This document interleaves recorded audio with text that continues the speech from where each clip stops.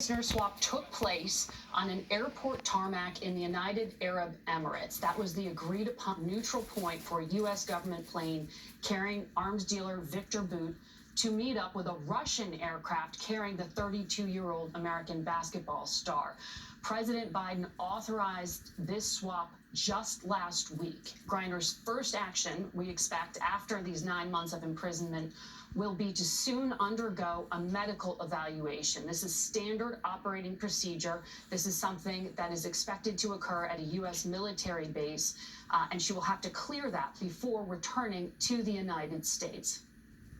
It's a shame. Margaret, everybody wants to know, how soon can she be back on U.S. soil?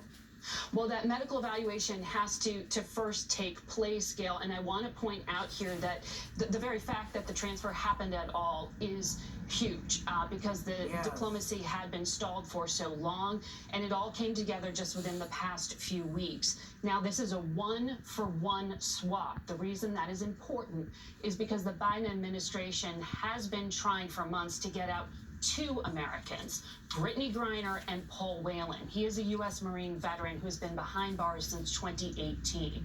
At this hour, CBS is reporting that it is just a one-for-one swap, that Paul Whelan remains in Russian custody at the moment, but Brittney Griner is now in the hands of U.S. officials with U.S. custody, no longer behind bars, no longer in Russia, now in the United Arab Emirates. So this is a big breakthrough for the administration, and we'll be getting further details and reporting. Yeah, I just want to make this point here to you because I think it's important disclosure to our viewers.